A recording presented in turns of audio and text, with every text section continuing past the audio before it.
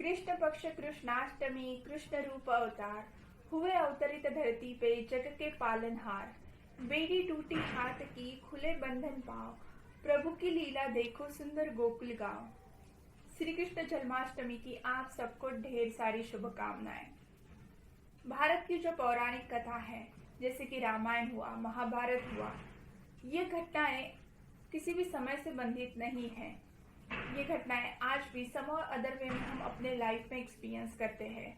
इन घटनाओं का सार शाश्वत है। श्री कृष्ण जन्म की कथा भी कुछ इसी प्रकार है। श्री कृष्ण जी की माता देवकी माँ हमारे शरीर का प्रतीक है और पिता वासुदेव लाइफ फोर्स एनर्जी मतलब प्राण का प्रतीक है।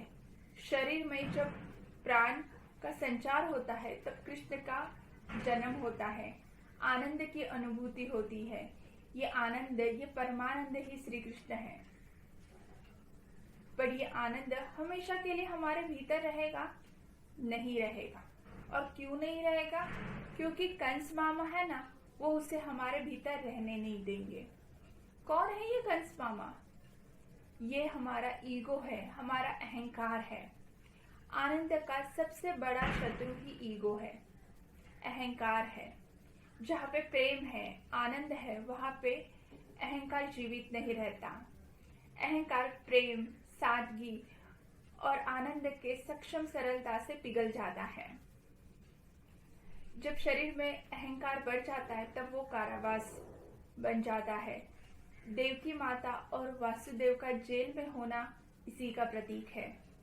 सोए हुए पहरेदार हमारे पंचांद्रिय है। जिनको अवेयरनेस नहीं है वो बहिर्मुख होके इस अहंकार के रक्षक बन गए हैं। जैसे ही उन्हें अवेयरनेस आएगा तब उनको पता चलेगा कि क्या सही है, क्या गलत है, और वो भी अपने जीवन में आनंद की अनुभूति लेंगे। कृष्ण जन्म के वक्त हुई बारिश, तूफान, बाढ़, ये हमारे भीतर के मत्सर का प्रतीक है।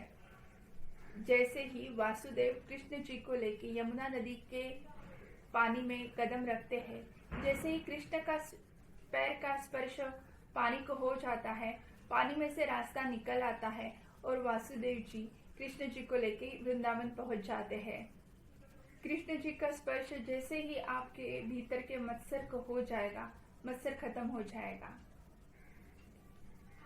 अगर आपको अपने अंदर का अहंकार, मत्सर को खत्म करना है तो श्री कृष्ण जी की साधना करनी चाहिए।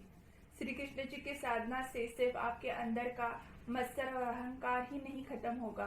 तो जैसे वासुदेव जी को रास्ता मिला, नदी से रास्ता निकल आया और वो वृंदावन पहुंच गए, वैसे आपके लाइफ में भी जितनी भी प्रॉब्लम्स है, जितनी भी कठिनाइयां हैं, उसमें रास्ता निकल आएगा और आप आसानी से आपके लक्ष्य की तरफ पहुंच जाएंगे।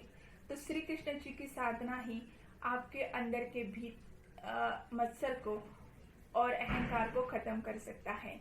यही इस कृष्ण जन्माष्टमी का संदेश है। जन्माष्टमी साल में एक ही बार सेलिब्रेट नहीं होता है। हर दिन आप उसे सेलिब्रेट कर सकते हो, आपके भीतर के अहंकार और मत्सर को खत्म करके और श्री कृष्ण जी की साधना करके। इसी संदेश के साथ मैं तेजसा आपको वापस एक बार श्री कृष्ण जन्माष्टमी की ढेर सारी शुभकामना देती हूँ। नमस्कार, स्टे ब्लेस्ड।